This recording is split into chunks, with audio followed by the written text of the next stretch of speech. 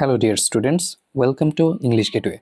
Today we are going to discuss about a topic which is completing sentence. আজকে আমরা completing sentence এর সকল rules দেখে নেব।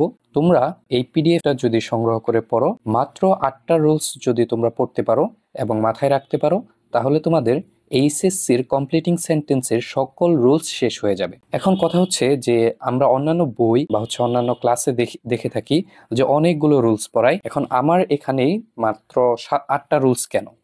দেখো, এখানে শুধুমাত্র 8টা রুলস হওয়ার কারণ হচ্ছে আমি সকল বোর্ড কোশ্চেনগুলো অ্যানালাইসিস করার মাধ্যমে মাত্র এই 8টা রুলসই পেয়েছি যেখান থেকে তোমাদের কোশ্চেন বেশি আসে। আর বাকি যে কোশ্চেনগুলো আছে, মানে 10টার ভিতরে আর বাকি যেই কমপ্লিটিং সেন্টেন্সগুলো আছে, এগুলো তোমার আসে প্রোভার্ব থেকে, আর কিছু আসে হচ্ছে কন্ডিশনাল সেন্টেন্স থেকে। দেখো, তোমরা যদি কমপ্লিটিং সেন্টেন্স সম্পূর্ণ শেষ করতে চাও তাহলে তোমাদের এই 8টা রুলসই একদম যথেষ্ট। তাহলে হচ্ছে তোমরা এই 8টা রুলস যদি পড়তে পারো তাহলেও তোমরা ফুল মার্কস পাবে।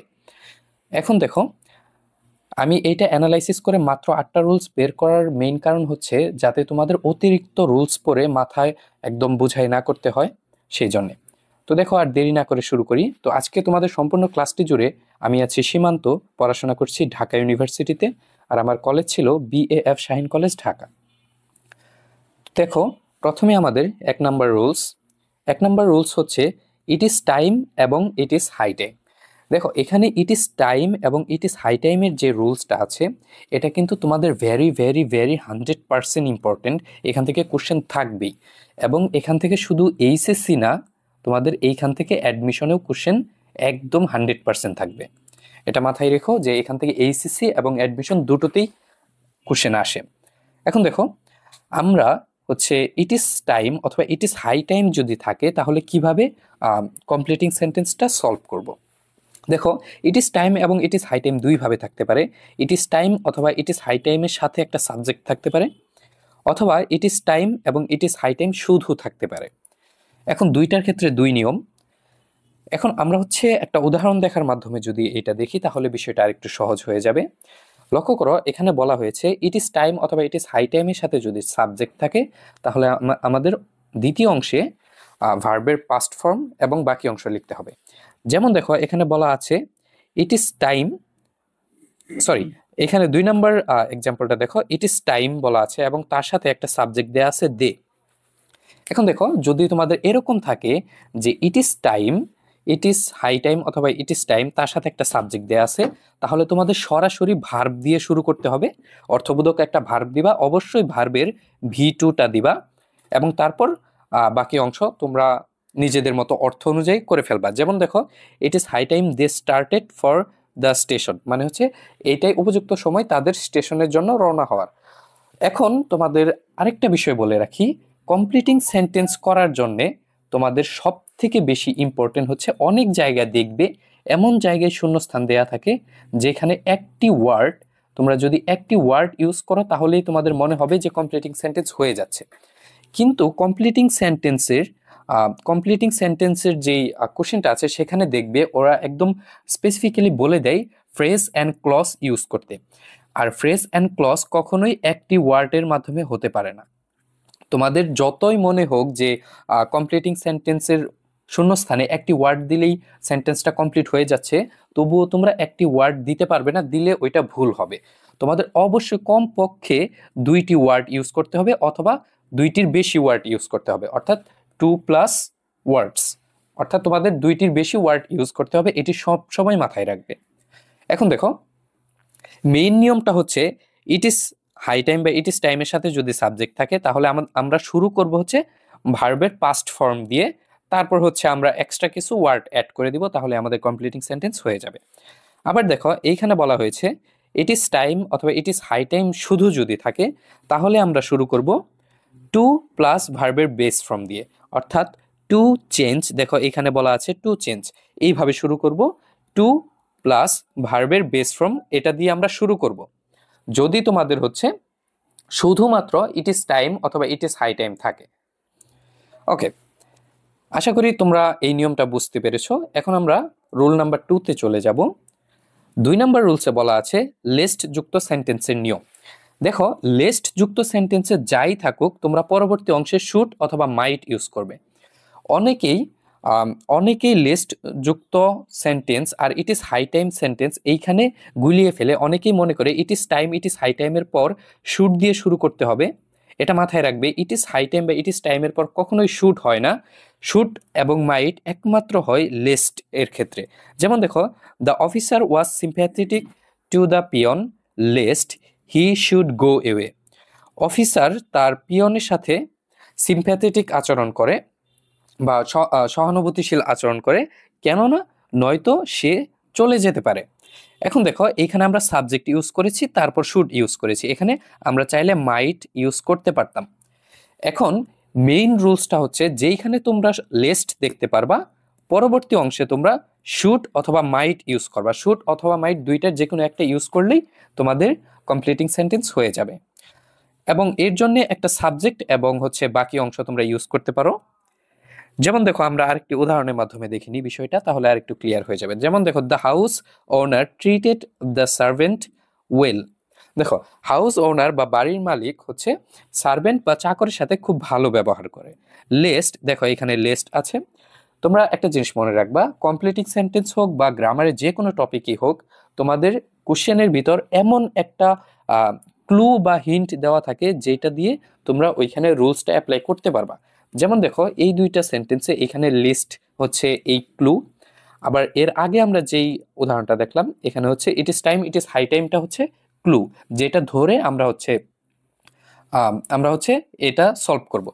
যেমন দেখো, এখানে বলা আছে lest, the house owner treated the servant well lest, তারপর আমরা সাবজেক্ট দিব, তারপর শুড ইউজ করে তারপর বাকি অংশ দিয়ে দিব। He should leave the house, নয়তো সে চলে যেতে পারে। আশা করি এই রুলসটাও বুঝতে পেরেছো। এখন আমরা 3 নাম্বার রুলসে চলে যাব। 3 নাম্বার রুলসে হচ্ছে সো অথবা সো দ্যাট অথবা সো ডট ডট দ্যাট এর নিয়ম। দেখো, সো দ্যাট অথবা সো ডট ডট দ্যাট এর নিয়মের সব থেকে ইজি বিষয় হচ্ছে তোমরা প্রথম অংশে দেখবে। অর্থাৎ সো দ্যাট অথবা সো ডট ডট দ্যাট যেখানে আছে এর প্রথম অংশে একটু লক্ষ্য করবে। প্রথম অংশের ভার্বটা কোন টেন্সে আছে, অর্থাৎ প্রথম অংশের ভার্বটা কোন ফর্মে আছে, সেই অনুযায়ী পরবর্তী অংশের ভার্বটা হবে। যেমন হচ্ছে, প্রথম অংশ যদি V1 বা প্রেজেন্ট ফর্মে থাকে, তাহলে পরবর্তী অংশে ক্যান অথবা মে ইউজ করতে হবে। আর প্রথম অংশে যদি পাস্ট ফর্মে থাকে, তাহলে পরবর্তী অংশে আমাদের কুড অথবা মাইট ইউজ করতে হবে। যেমন দেখো, তোমরা যদি পিডিএফটি পেতে চাও, তাহলে পিডিএফ এর লিংক হচ্ছে তোমাদের ডিসক্রিপশন বক্স অথবা ফার্স্ট কমেন্টে দেয়া আছে। আর যদি সেখানে লিংক না পাও, সেক্ষেত্রে হচ্ছে হোয়াটসঅ্যাপ নাম্বারে নক দিবে আমাকে, তাহলেই তোমরা হচ্ছে পিডিএফটি পেয়ে যাবে। হোয়াটসঅ্যাপ নাম্বার আমি ভিডিওর কমেন্টে অথবা হচ্ছে ডিসক্রিপশন বক্সে দিয়ে দিব। এখন দেখো, এইখানে যেই এক্সাম্পলটা আছে, এখানে বলা হয়েছে হি লেফট আর্লি, সে তাড়াতাড়ি চলে গেল। সো দ্যাট, এখন দেখো, সো দ্যাট এর আগের অংশে যে ভার্বটা আছে এটা হচ্ছে লেফট। লেফটটা কি V2 তে আছে, কারণ এটার লিভ এটা হচ্ছে তোমার প্রেজেন্ট ফর্ম, আর এইখান থেকে আসছে লেফট। দেখো, যেহেতু সো দ্যাট এর আগে যে ভার্বটা আছে এটা V2 তে আছে, তাহলে আমাদের পরবর্তী অংশে কি ব্যবহার করতে হবে? পরবর্তী অংশে কুড ব্যবহার করতে হবে অথবা হচ্ছে মাইট ব্যবহার করতে হবে। কুড অথবা মাইট ব্যবহার করতে হবে। আবার দেখো, আমরা হচ্ছে আরেকটি আরেকটি উদাহরণে চলে যাই। এই উদাহরণটা দেখি। এখানে বলা আছে হি শুড লিভ নাও। এখানে দেখো, লিভটা কি আছে? প্রেজেন্ট ফর্মে আছে। এখন সো দ্যাট এর আগে যদি প্রেজেন্ট ফর্মে থাকে, তাহলে পরবর্তী অংশে কি হবে? পরবর্তী অংশ হবে ক্যান অথবা মে। দেখো, so that we can arrive before dark, আমাদের এখনই চলে যেতে হবে যাতে আমরা সন্ধ্যার আগেই ফিরে আসতে পারি। দেখো, এখানে আমরা ক্যান ইউজ করেছি, এখানে আমরা চাইলে মে ইউজ করতে পারতাম, কোনো সমস্যা নেই। আবার দেখো, আমরা এই দুইটা রুলস দেখলাম, হচ্ছে সো দ্যাট এর রুলস দেখলাম। এরপর আমরা দেখব সো ডট ডট দ্যাট এর রুলস। অর্থাৎ এখানে যে ডট ডট আছে, এইখানে এই ডট ডট দিয়ে বোঝায় এখানে অন্য যে কোনো একটি ওয়ার্ড থাকতে পারে। যেমন দেখো, the movie was so interesting that, মুভিটি এতটাই ইন্টারেস্টিং ছিল যে, দেখো সো এরপর দ্যাট মাঝখানে আরেকটি ওয়ার্ড চলে আসছে, এটা হচ্ছে ডট ডট, মানে সো ডট ডট দ্যাট। তাহলে সো দ্যাট এবং সো ডট ডট দ্যাট দুটোরই নিয়ম একই। যদি আমরা প্রথম অংশে দেখো, প্রথম অংশে হচ্ছে আমরা ওয়াজ পেয়েছি, ওয়াজটা কি V2 তে আছে, V2। ওয়াস ভার্বটা হচ্ছে ভি টুতে বা হচ্ছে ভার্বের পাস্ট ফর্মে আছে, সেজন্য আমাদের পরবর্তী অংশে আমরা কুড ইউজ করেছি। That I couldn't take my eyes off the screen. মুভিটি এতই ইন্টারেস্টিং ছিল যে আমি স্ক্রিন থেকে আমার চোখই সরাতে পারছিলাম না। এখন দেখো 4 নাম্বার রুলসে আমরা চলে যাই। 4 নাম্বার যে রুলসটা আছে এটা হচ্ছে অ্যাজ দো এবং অ্যাজ ইফ এর রুলস। এটাও ইম্পর্টেন্ট, এটাও হচ্ছে তোমরা 5 স্টার দিয়ে রাখো, কারণ এটা হচ্ছে এইচএসসি এবং অ্যাডমিশনের জন্য গুরুত্বপূর্ণ। এখন দেখো সো দ্যাট অথবা অ্যাজ ইফ সেন্টেন্সে যদি তোমরা সো দ্যাট অথবা অ্যাজ ইফ খুঁজে পাও, এর আগের ভার্বটি কোন ফর্মে আছে এটা লক্ষ্য করবা। সো দ্যাট এর মতোই আগের ভার্বটি যদি ভি ওয়ানে থাকে তাহলে পরবর্তী অংশে আমাদের ভি টু ইউজ করতে হবে, অর্থাৎ পাস্ট ফর্ম ইউজ করতে হবে। আবার সো দ্যাট অথবা অ্যাজ ইফ অথবা অ্যাজ দো এর আগে যদি ভি টু থাকে তাহলে আমাদের পরবর্তী অংশে had plus V three use করতে হবে বা পাস্ট পারফেক্ট টেন্স ইউজ করতে হবে।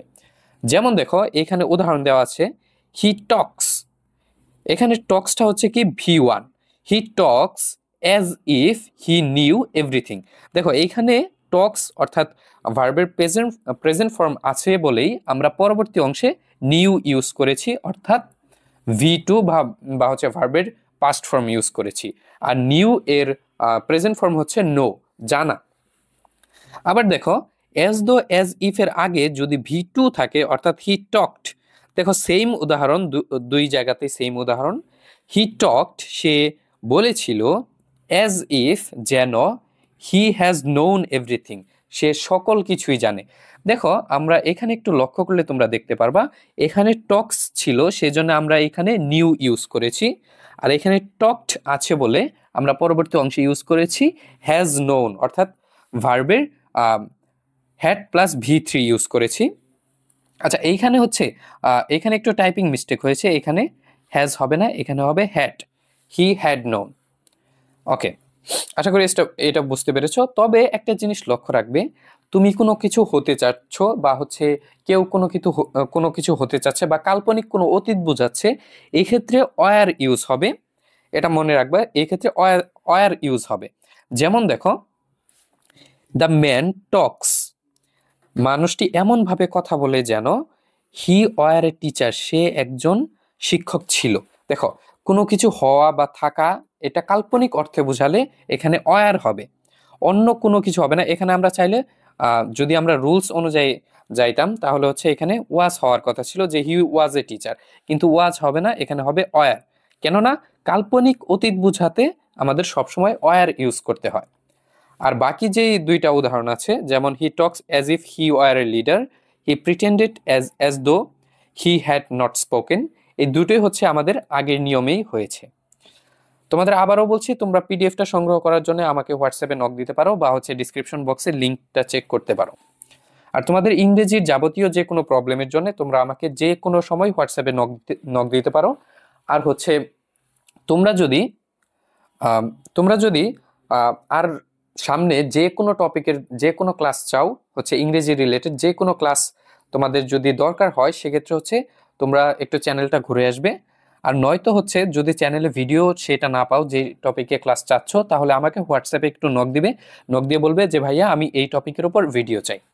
ওকে, এখন দেখো আমরা 5 নাম্বার রুলসে চলে যাই। 5 নাম্বার রুলটা হলো no sooner had dot dot then, scarcely had dot dot when বা before, hardly had dot dot when বা দেন। এরকম যত ধরনের সেন্টেন্স আছে, অর্থাৎ এই 1 নাম্বার 2 নাম্বার 3 নাম্বার, এই 3 ধরনের সেন্টেন্সের ক্ষেত্রে প্রথম অংশটা হবে পাস্ট পারফেক্ট টেন্সে অর্থাৎ হ্যাড প্লাস ভি থ্রি, আর দ্বিতীয় অংশটা হবে পাস্ট ইনডিফিনিট টেন্সে অর্থাৎ ভি টু। এটা মনে রাখবা। এখন দুই অংশেই কেন এইভাবে হবে, আমি এটা দুই অংশের ক্ষেত্রে কেন বলে দিয়েছি, এটা দুই অংশে বলে দেওয়ার কারণ হচ্ছে তোমাদের শূন্যস্থান যেমন এইখানে আছে, এইখানে না দিয়ে শূন্যস্থানটা সামনের দিকেও দিতে পারে, অথবা এই অংশটুকু পরীক্ষার ভিতরে দিয়ে সামনের অংশটুকু শূন্যস্থান দিতে পারে। সেই জন্যই তোমাদের দুই পাশে কি হবে এটা জানা থাকতে হবে। ঠিক সেম ভাবে তোমাদের আগের ক্ষেত্রেও ঠিক একই নিয়ম অ্যাপ্লাই হবে। যেমন হচ্ছে as if he were a leader, শুধু এইটুকু দেয়া থাকতে পারে, আর এই যে অংশটুকু এখন মার্ক করলাম এই অংশটুকু শূন্যস্থানে দেয়া থাকতে পারে। তার মানে তোমাদের কিন্তু দুই দিক থেকেই শিখতে হবে, এই দিক থেকেও যেমন শিখতে হবে ঠিক এই দিক থেকেও ঠিক সেম ভাবেই শিখতে হবে। দুই দিক থেকে শেখা থাকলে সেক্ষেত্রে তোমাদের দুই দিক থেকে তোমরা পারবে। আর মনে রাখবে আজকে কমপ্লিটিং সেন্টেন্সে আমরা যতগুলো রুলস পড়তেছি এই সবগুলো রুলস কিন্তু তোমাদের রাইট ফর্ম অফ ভার্বে লাগবে। অর্থাৎ রাইট ফর্ম অফ ভার্ব যতগুলো রুলস আছে সবগুলো রুলস আর হচ্ছে তোমার কমপ্লিটিং সেন্টেন্সের যতগুলো রুলস আছে সবগুলো কিন্তু প্রায় সেম বলতে সবই সেম, একটাই আরেকটার ক্ষেত্রে কাজে লাগে। সেক্ষেত্রে তোমরা এই রুলসগুলোও যদি শিখো তাহলে হচ্ছে রাইট ফর্ম অফ ভার্বের তোমাদের প্রায় 80% কমপ্লিট হয়ে যাবে। আর বাকি 20%-এর জন্য তোমাদের হাতে গোনা 2-3টা রুলস শিখা লাগতে পারে। ওকে, এখন দেখো যেটা বলতেছিলাম যে দেখো no sooner had dot dot then. No sooner had dot dot then যদি থাকে তাহলে আমাদের প্রথম অংশ হবে পাস্ট পারফেক্ট টেন্স, পরবর্তী অংশ হবে পাস্ট ইনডিফিনিট টেন্স অর্থাৎ V2, প্রথম অংশ হবে হ্যাট প্লাস V3। দেখো এখানে হ্যাট প্লাস V3 আছে। আবার দেখো scarcely had dot dot when, যদি এইভাবেও থাকে তাহলে আমাদের পরবর্তী অংশ হবে পাস্ট ইনডিফিনিট টেন্স বা V2, আর এর আগের অংশ হবে হ্যাড প্লাস V3 বা পাস্ট পারফেক্ট টেন্স। কিন্তু একটা জিনিস তোমরা লক্ষ্য রাখবে, আমরা এইখানে নো সোনার হ্যাডের সাথে হ্যাড দিয়ে দিয়েছি, স্কার্সলি হ্যাডের সাথে হ্যাড দেওয়া আছে, হার্ডলি হ্যাডের সাথেও হ্যাড দেওয়া আছে। যেহেতু এখানে সব জায়গাতে হ্যাড দেওয়া আছে সেই জন্যে আমাদের সাবজেক্টের আগে যেহেতু অলরেডি একটা হ্যাড আছে তাই আমাদের পরবর্তীতে আর হ্যাড ইউজ করতে হবে না, আমরা জাস্ট নর্মালি V3 ইউজ করে দিব। দেখো এখানে আবার সাবজেক্টের আগে হ্যাড দেয়া আছে তাই আমাদের পরবর্তীতে আর হ্যাড ইউজ করতে হবে না। অর্থাৎ সাবজেক্টের পরে যে হ্যাডটা থাকে ওইটা হচ্ছে এখানে আগেই চলে আসছে, কেননা এই সেন্টেন্সগুলা ইনভার্সনের নিয়মে আছে, অর্থাৎ ইনভার্ট করা আছে, মানে উল্টো করা আছে সেন্টেন্সগুলা। এখন ইনভার্সন নিয়ম কিভাবে হয় এই জিনিসগুলো আমরা পরবর্তী ক্লাসে দেখব। ওকে, এখন দেখো তোমরা জাস্ট এখানে অত কিছু দেখার দরকার নেই, তোমরা হচ্ছে জাস্ট এইটুকু লক্ষ্য রাখবা যে নো সোনার হ্যাট দেন এইভাবে যদি থাকে তাহলে প্রথম অংশটা হবে পাস্ট পারফেক্টে অর্থাৎ হ্যাড প্লাস V3, আর পরবর্তী অংশটুকু হবে পাস্ট ইনডিফিনিট টেন্সে অর্থাৎ সাবজেক্ট প্লাস V2। ওকে, এখন দেখো রুল নাম্বার 6, আর তোমাদের 3টা রুলস আছে তাহলে তোমাদের কমপ্লিটিং সেন্টেন্স সম্পূর্ণ শেষ। তারপর আমরা ডিরেক্ট প্র্যাকটিসে চলে যাব। আর যখন আমরা প্র্যাকটিসে চলে যাব, বোর্ড কোশ্চেনগুলো যখন প্র্যাকটিস করব তখন হচ্ছে তোমরা নিজেরাই বুঝতে পারবা যে আমরা যে রুলস পড়েছি এই রুলসের ভিতর থেকে সবগুলো কমপ্লিটিং সেন্টেন্স হয়ে যাচ্ছে, আর নতুন করে আমাদের কোনো রুলস শেখা লাগতেছে না। সেজন্য তোমাদের কাছে অনুরোধ থাকবে তোমরা হচ্ছে গ্রামার বই থেকে অতিরিক্ত রুলস পড়ে মাথা বুঝাই কইরো না। তোমাদের যতটুকু রুলস দরকার, যতটুকু হলে তোমাদের এইচএসসি হয়ে যাবে ততটুকু রুলসই আমি তোমাদের শর্টকাটে দেখিয়ে দিব প্রত্যেকটা টপিকের ক্ষেত্রেই। ওকে, এখন দেখো রুল নাম্বার 6, অতীতের 2টি ঘটনা থাকলে, এইটা কিন্তু অ্যাডমিশন এবং এইচএসসি দুটোর জন্যই দরকার। দেখো অতীতের যদি 2টা কোনো ঘটনার উল্লেখ থাকে তাহলে যে ঘটনাটি আগে ঘটেছে সেটা হবে পাস্ট পারফেক্ট টেন্সে, আর যেটা পরে ঘটেছে সেটা হবে পাস্ট ইনডিফিনিট টেন্সে। এখন দেখো অনেকেই এই রুলসটা হচ্ছে এভাবে পড়ায় যে হচ্ছে বিফোর এবং আফটারের নিয়ম অনুযায়ী পড়ায়। আফটার যেমন হচ্ছে বিফোর থাকলে হচ্ছে তার আগে পাস্ট পারফেক্ট হবে, তারপর হচ্ছে পাস্ট ইনডিফিনিট হবে, আফটার থাকলে আগে পাস্ট ইনডিফিনিট হবে পরে পাস্ট পারফেক্ট হবে। এই রুলসগুলো মাথায় ধরে রাখা খুবই কঠিন, সেই জন্য তোমাদের এভাবে শিখতে হবে না। জাস্ট আমি নর্মাল একটা ট্রিক্স দেখিয়ে দিচ্ছি তোমাদের।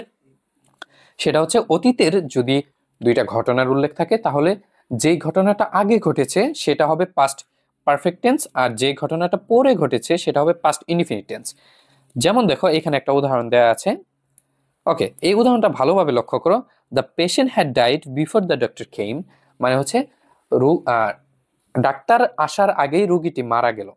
এখন দেখো কোন ঘটনাটা আগে ঘটেছে? ডাক্তার আসার আগে রোগী মারা গেছে। আমরা বলতেছি কি ডাক্তার আসার আগে রোগী মারা গেছে, তার মানে কোন ঘটনাটা আগে ঘটছে? রোগী মারা আগে গেছে, তারপর হচ্ছে ডাক্তার আসছে। যেহেতু রোগী আগে মারা গেছে সেই জন্য রোগী মারা যাওয়ার সেন্টেন্সটা বা ওই অংশটুকু আমরা পাস্ট পারফেক্টে দিব। সেই জন্য দ্য পেশেন্ট এটা সাবজেক্ট, পাস্ট পারফেক্টের স্ট্রাকচার হচ্ছে subject plus had plus V3। দেখো the patient had died, had দিয়েছি, V3 দিয়েছি ডাইড, তারপর বিফোর দিয়েছি। তাহলে রোগী মারা গেল, কখন মারা গেছে? ডাক্তার আসার আগে। ডাক্তার পরে আসছে, রোগী আগে মারা গেছে, সেই জন্য রোগী মারা যাওয়ার অংশটুকু আমরা পাস্ট পারফেক্টে দিয়েছি, আর ডাক্তার আসার অংশটুকু আমরা পাস্ট ইনডিফিনিটে দিয়েছি, অর্থাৎ সাবজেক্ট প্লাস V2। দেখো দ্য ডক্টর হচ্ছে সাবজেক্ট আর কেইম হচ্ছে V2। আশা করি বুঝতে পেরেছো। এরকম যে কোনো সেন্টেন্স থাকুক, যদি অতীতের দুইটা ঘটনার উল্লেখ থাকে, সেক্ষেত্রে তোমরা যে ঘটনাটা আগে ঘটেছে সেটা পাস্ট পারফেক্টে দিবা, আর যে ঘটনাটা পরে ঘটেছে সেটা পাস্ট ইনডিফিনিটে দিবা। এখন দেখো রুল নাম্বার 7, এইখানে একটু লক্ষ্য করো, এখানে এইখানে দেখো mind, would you mind with a view to look forward to, এইখানে যে চারটা আমি ফ্রেজ দিয়েছি, এই চারটা ফ্রেজ খুবই ইম্পর্টেন্ট। এগুলো তোমাদের অ্যাডমিশন এইচএসসি দুটোতেই আসে, সেই জন্য খুব ভালোভাবে লক্ষ্য করো। তারপর যেগুলো আছে can not help, could not help, get use to, এটা তুলনামূলক কম আসে, কিন্তু তারপরেও জেনে রাখা ভালো। দেখো এই ধরনের যে কোনো সেন্টেন্স পাও, পরবর্তী অংশে তোমাদের চোখ বন্ধ করে ভার্বের সাথে আইএনজি দিয়ে দিবা। ভার্বের সাথে আইএনজি, এর সাথে আরেকটি ওয়ার্ড দিয়ে দিবা। কেননা তোমাদের প্রথম শুরুতেই বলেছি তোমাদের ন্যূনতম 2টি ওয়ার্ড দিতে হবে কমপ্লিটিং সেন্টেন্সে, আর রাইট ফর্ম অফ ভার্বে একটি ওয়ার্ড দিলেই হয়ে যায়। দেখো এখানে তোমরা সেন্টেন্সে হচ্ছে mind, would you mind with a view to look forward to, এরকম যে কোনো কিছু দেখলে পরবর্তী যদি কোনো একটি ভার্ব চলে আসে, সেটি হচ্ছে তোমরা ভার্বের সাথে আইএনজি দিয়ে দিবা। এবং তাছাড়াও বাই দিয়ে যদি কোনো সেন্টেন্স শুরু হয়, তারপরে হচ্ছে ভার্বের সাথে আইএনজি, উইদাউটের পরও হচ্ছে ভার্বের সাথে আইএনজি, এবং ওয়াইল থাকলে ওয়াইলের পরও ভার্বের সাথে আইএনজি। এইখানে যে তিনটা আছে এই তিনটা একদম মুখস্থ করে ফেলবা, আর এইখানে যে চারটা আছে এই চারটাও একদম মুখস্থ করে ফেলবা, যে এরপর ভার্বের সাথে আইএনজি হয়। যেমন দেখো আমরা একটা উদাহরণ দেখার মাধ্যমে বিষয়টা আরেকটু ক্লিয়ার করি। I went to library with a view two, দেখো উইথ এ ভিউ টু, এইটাই হচ্ছে তোমার এই সেন্টেন্সে একটা হিন্ট বা হচ্ছে একটা ক্লু, যেই সূত্রটা ধরে হচ্ছে তোমরা এই সেন্টেন্সটা সলভ করবে। এটা মাথায় রাখবে, প্রত্যেকটা ইংরেজি গ্রামারের কোশ্চেনে একটা না একটা ক্লু দেওয়া থাকে। যেমন হচ্ছে দেখো এখানে উইথ এ ভিউ টু, পরবর্তী সেন্টেন্সের ক্লু কি, দেখো এই যে বাই, আবার পরবর্তী সেন্টেন্সের ক্লু হচ্ছে উইদাউট, তার পরবর্তী সেন্টেন্সের ক্লু হচ্ছে ওয়াইল, তার পরবর্তী সেন্টেন্স দেখো এখানেও আবার ওয়াইল, তারপর দেখো উড ইউ মাইন্ড। তো তোমাদের কি বলেছিলাম, প্রত্যেকটা সেন্টেন্সের শেষে প্রত্যেকটা এই ক্লু আমরা এখন যে রুলস পড়লাম, যে উইদাউট, ওয়াইল, বাই, এগুলোর পর হচ্ছে ভার্বের বেস ফর্মের সাথে আইএনজি হবে, এইটুকু সম্পূর্ণ মিলে একটা ওয়ার্ড, তারপর হচ্ছে তোমরা আরেকটি ওয়ার্ড ইউজ করবে, এরপর আরেকটি ওয়ার্ড ইউজ করবে। তার মানে টোটাল তোমাদের কমপক্ষে 2টি ওয়ার্ড দিতে হবে কমপ্লিটিং সেন্টেন্সের ক্ষেত্রে। এবং তুমি চাইলে 2টির বেশিও দিতে পারো, ধরো তুমি 5টি ওয়ার্ড দিলা বা হচ্ছে 10টি, যে কোনো পরিমাণ দিতে পারো। কমপ্লিটিং সেন্টেন্সে ন্যূনতম 2টি দিতে হবে, তারপর তুমি যত ওয়ার্ডই দিতে পারো, সমস্যা নেই। কিন্তু রাইট ফর্ম অফ ভার্বের ক্ষেত্রে একটি ওয়ার্ডই দিতে হয়। ওকে, রাইট ফর্ম অফ ভার্বের ক্ষেত্রে ক্ষেত্র বিশেষ আবার 2টি 3টি ওয়ার্ডও হয়ে যায়, সেটা আমরা রাইট ফর্ম অফ ভার্বের দিন দেখব। ওকে, এখন দেখো আমরা দেখলাম I went to library with a view two. দেখো উইথ এ ভিউ টু, আমি লাইব্রেরিতে গেলাম কেন, উইথ এ ভিউ টু, তারপর ভার্বের সাথে আইএনজি, তারপর দেখো একটা ওয়ার্ড রিডিং দেয়ার, আমি হচ্ছে লাইব্রেরিতে গেলাম বই পড়ার জন্য। দেখো she improved her English by, সে হচ্ছে তার ইংরেজির উন্নতি করেছে কিভাবে, প্র্যাকটিসিং এভরিডে, ভার্বের সাথে আইএনজি, তারপর একটা ওয়ার্ড, শেষ। আমাদের এটা হয়ে গেল, এটাও হয়ে গেল। তারপর দেখো হি কান্ট সাকসিড, সে হচ্ছে কোনোভাবেই সাকসেসফুল হতে পারবে না বা সফল হতে পারবে না উইদাউটের পর কি হবে, ভার্বের সাথে আইএনজি, এরপর একটা ওয়ার্ড। দেখো এটাও কিন্তু আমাদের হয়ে গেল। ওয়ার্কিং হার্ড, সে কোনোভাবেই সাকসেসফুল হতে পারবে না কঠোর পরিশ্রম ছাড়া। এরপর দেখো ওয়াইল ওয়াকিং টু স্কুল, যখন আমি হচ্ছে হেঁটে হেঁটে স্কুলে যাচ্ছিলাম, আই স বিউটিফুল সানরাইজ, আমি অনেক সুন্দর একটি সূর্যোদয় দেখলাম। দেখো এখানেও আবার লক্ষ্য করো, যেহেতু ওয়াইল আছে, ওয়াইলের পর আমরা কি করব, ভার্বের সাথে একটা আইএনজি দিয়ে দিব, তারপর হচ্ছে এক্সট্রা কিছু ওয়ার্ড দিয়ে দিব, তাহলে আমাদের ফ্রেজ হয়ে যাবে, আমাদের কমপ্লিটিং সেন্টেন্সও 100-এ 100 হয়ে যাবে, মানে 100% হয়ে যাবে আর কি।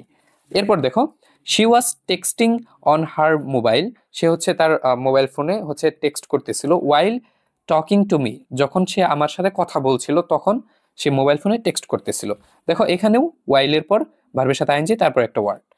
ঠিক সেম ভাবে would you mind opening the door, অথবা would you mind taking a cup of tea, মানে হচ্ছে তুমি কি দরজা খুলে দিতে পারবে, অথবা হচ্ছে কিছু না মনে করলে দরজাটি খুলে দাও, বা হচ্ছে দরজাটি খুলে দিতে কি তুমি কিছু মনে করবে, এর বাংলা মিনিংটা হচ্ছে এমন। কিন্তু মনে রাখবা মাইন্ড, শুধুমাত্র মাইন্ড থাকলেও বা হচ্ছে উড ইউ মাইন্ড অথবা শুধুমাত্র মাইন্ড, যেটাই থাকুক, তারপর হচ্ছে ভার্বের সাথে আইএনজি, তারপর তোমরা এক্সট্রা একটা ওয়ার্ড দিয়ে দিবে, তাহলে হচ্ছে তোমাদের কমপ্লিটিং সেন্টেন্স হয়ে যাবে। তো আজকের একদম লাস্ট রুল যেটা, সেটা হচ্ছে 8 নাম্বার রুল। তোমরা এই মাত্র 8টা রুল পড়ার মাধ্যমেই হচ্ছে তোমরা একদম কমপ্লিটিং সেন্টেন্স সম্পূর্ণ শেষ করে ফেলতে পারবে। দেখো এখন এখানে বলা আছে উড দ্যাট অথবা আই উইশ, এরপর সাবজেক্ট প্লাস ভি2 অথবা সাবজেক্ট প্লাস ওয়ার হয়। দেখো নর্মালি সাবজেক্ট প্লাস ভি2 হবে, কিন্তু তোমার কাল্পনিক অতীত যদি বোঝায় বা অবাস্তব কিছু যদি বোঝায় সেক্ষেত্রে সাবজেক্ট প্লাস ওয়ার হবে। দেখো I wish I were a king, আমি যদি একজন রাজা হতাম। এখন দেখো তুমি তো আর রাজা না, তুমি ভাবতেছো আমি যদি রাজা হতাম, এটা একটা অবাস্তব জিনিস না, তুমি তো আর রাজা না এখন। সেক্ষেত্রে আমরা এখানে ওয়ার ইউজ করেছি, সাবজেক্ট প্লাস ওয়ার, এই রুলসটা এখানে ইউজ হয়েছে। আবার দেখো would that I knew the answer, যদি আমি উত্তরটা জানতাম। দেখো এখানে সাবজেক্ট প্লাস ভি2 ইউজ হয়েছে। Would that I knew the answer, কোনো কিছু হওয়া। দেখো এইটার ক্ষেত্রে তুমি হওয়া বোঝাচ্ছে, মানে তুমি যদি রাজা হতে, আর এখানে একটা কাজ বোঝাচ্ছে, দুইটার ভিতরে কিন্তু ডিফারেন্স আছে।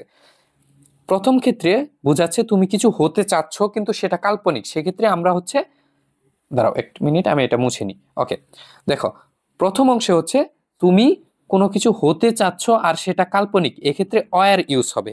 আর দ্বিতীয় ক্ষেত্রে হচ্ছে তুমি যদি উত্তরটা জানতে, এটা কিন্তু তোমাকে ধারা কোনো কিছু হওয়া বোঝাচ্ছে না, সেক্ষেত্রে এখানে জাস্ট ভি2টা ইউজ হবে, অর্থাৎ সাবজেক্ট প্লাস ভি2। পরবর্তীতে দেখো would that he were alive, সে যদি বেঁচে থাকতো, মানে সে যদি জীবিত থাকতো। দেখো এখানে কিন্তু জীবিত থাকা মানে জীবিত হওয়ার মতো একটা জিনিস বোঝাচ্ছে, মানে এখানেও কোনো কিছু হওয়া বা থাকা বোঝাচ্ছে, সেই ক্ষেত্রে হচ্ছে ওয়ার ইউজ হয়েছে, তার মানে এইটা হচ্ছে। তোমরা এখানে শর্টকাট রুলস হচ্ছে কোনো কিছু হওয়া, অবাস্তব কোনো কিছু হওয়া বা থাকা যদি বোঝায়। দেখো এখানে বলতেছে জীবিত যদি থাকতো, এখন সে তো মরে গেছে, তারপরেই না কেউ মরে গেলে তারপরেই না হচ্ছে তার ক্ষেত্রে আমরা এভাবে বলি যে যদি সে বেঁচে থাকতো, তার মানে মরে গেলেই আমরা এভাবে বলি যদি বেঁচে থাকতো। কেউ বেঁচে থাকলে তো আর বলি না যে যদি সে বেঁচে থাকতো, যেহেতু মরে গেছে তখন আমরা বলতেছি যদি সে বেঁচে থাকতো, তার মানে এটা অবাস্তব জিনিস, কারণ সে মরে গেছে আর জীবিত হতে পারবে না। আর এই সেন্টেন্সটা দিয়ে আমরা হচ্ছে জীবিত থাকা বোঝাচ্ছি, সেই ক্ষেত্রে এখানে ওয়ার ইউজ হবে, অর্থাৎ এই রুলসটা ইউজ হবে। আর দ্বিতীয় ক্ষেত্রে হচ্ছে তুমি যদি উত্তরটি জানতে, এখানে কোনো কিছু হওয়া বা থাকা বোঝাচ্ছে না, সেই জন্য এখানে সাবজেক্ট প্লাস ভি2 হবে। তো আশা করি বুঝতে পেরেছো। কারো যদি কোনো প্রবলেম থাকে তাহলে কমেন্ট করে জানাবে। তো তোমাদের এখানে যে 8টা রুলস দেখানো হলো, এখন তোমরা ভাবতে পারো যে এর বাইরেও আরো কোনো রুলস লাগবে কিনা। তো এর বাইরে 100% শিওর থাকো আর কোনো রুলস লাগবে না, তোমাদের শুধুমাত্র 3টা রুলস লাগবে, সেটা হচ্ছে কন্ডিশনাল সেন্টেন্সের রুলস। দেখো কন্ডিশনাল যে টপিকটা আছে এটা তোমাদের এইচএসসি অ্যাডমিশন 2 জায়গাতেই লাগে, এবং হচ্ছে এইচএসসির ভিতরেও আবার কমপ্লিটিং সেন্টেন্স এবং রাইট ফর্ম অফ ভার্ব এই 2 জায়গাতেই লাগে।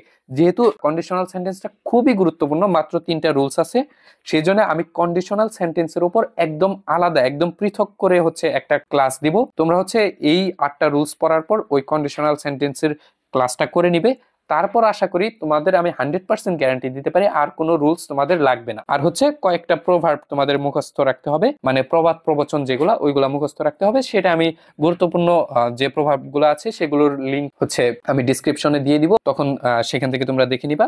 তো হচ্ছে তোমাদের কমপ্লিটিং সেন্টেন্সের জন্য তোমাদের মোট কি লাগতেছে, এই 8টা রুলস লাগতেছে, 3টা কন্ডিশনাল সেন্টেন্সের রুলস লাগতেছে, আর হচ্ছে প্রভার্ব গুলা, প্রবাদ প্রবচন যেগুলো আছে ওইগুলা। তার মানে দেখো মাত্র হচ্ছে তোমরা এই 3টা স্টেপ ফলো করার মাধ্যমে তোমরা হচ্ছে কমপ্লিটিং সেন্টেন্স সম্পূর্ণ কভার করে ফেলতে পারবে। এবং এই 3টা স্টেপের সাথে যদি আরো তোমরা আর মাত্র হচ্ছে 3টা রুলস পড়ো, তাহলে তোমাদের একদম রাইট ফর্ম অফ ভার্বও কমপ্লিট হয়ে যাবে। তার মানে তোমরা যদি এই পুরো স্টেপটা ফলো করতে পারো, রাইট ফর্ম অফ ভার্ব তোমাদের কমপ্লিট হয়ে যাবে। ক্লাসটি ভালো লেগে থাকলে অবশ্যই একটা সুন্দর কমেন্ট করে দিবে আর একটা লাইক করে দিবে ভিডিওতে, এতে করে আমাদের এই ক্লাসটা আরো অন্যান্য শিক্ষার্থীদের কাছে খুব দ্রুত পৌঁছে যাবে। আর তোমাদের পিডিএফটা আমি হচ্ছে ডিসক্রিপশন এবং কমেন্টে দিয়ে দিব। আশা করি ক্লাসটি ভালো লেগেছে, ভালো লেগে থাকলে চ্যানেলটি সাবস্ক্রাইব করবে। তো সকলে ভালো থাকো, আল্লাহ হাফেজ।